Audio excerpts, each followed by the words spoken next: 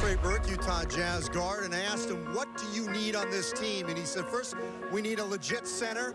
Not going to happen, obviously, with Joel Embiid, although he did want them to take him. He said, after that, he said, we need another guard. And he said, like Dante Exum. They get picked. With the 5th pick in the 2014 NBA draft. Do I shake his hand or do I go for the... The Utah Jazz select Dante Exum. Thank you. Congratulations. Thank you very much. But when you pair him with a young Trey Burke in the backcourt, Dante Exum fits in Utah perfectly. You know, I'm just a kid from Melbourne, Australia. He's only going to be 19 in July, so you're talking about a very young player. Trey Burke and Dante Exum, the future of the Utah Jazz. I like it for the Utah Jazz. The coach being a point guard, he's going to know how to utilize me and Trey.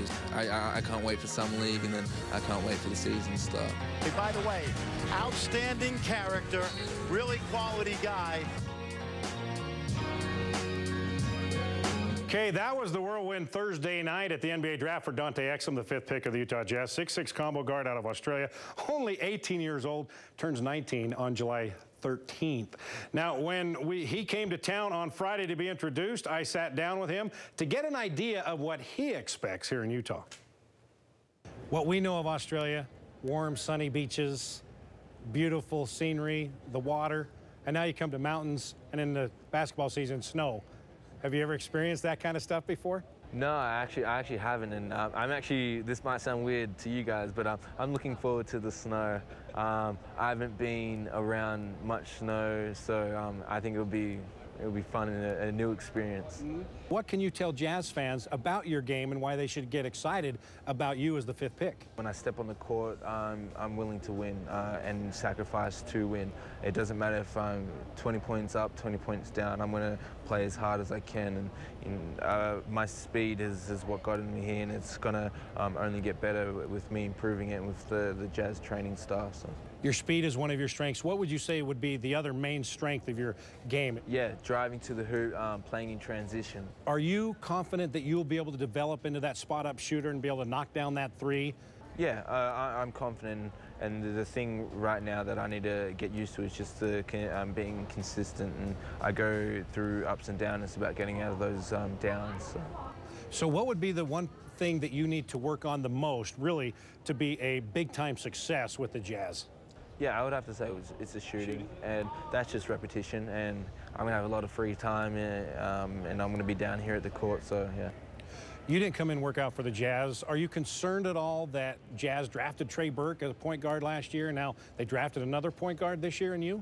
No, like once I got drafted, Trey said he was happy to have me, so that gives me a good sign that we're going to be able to work together, and our Australian system is played off of having point guards and 2 point guards on the court at the same time. So, you know, it's something I'm used to.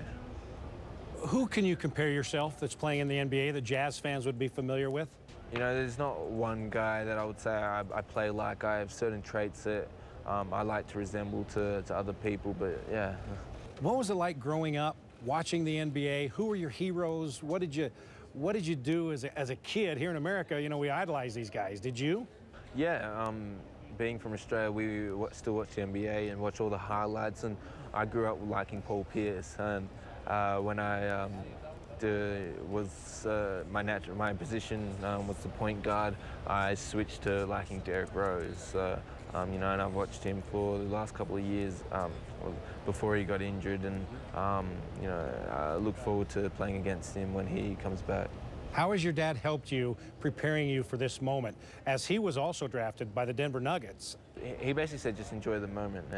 He said it feels like yesterday he was in this position, but yeah, just enjoy the moment because it goes by fast, and that's what I've been trying to do. And once it's over, just get ready to get to work. How do you think you're going to look in the Jazz colors? I think I'm going to look good. Well, for an international man of mystery, Exum's getting a lot of interest from everybody. Commercials with Foot Locker, sponsorship with Red Bull, and how about this? Rock magazine Rolling Stone following around Dante on draft day. Exum tweeting out, check out this piece from the Rolling Stone. They did it on me while on tour in New York City.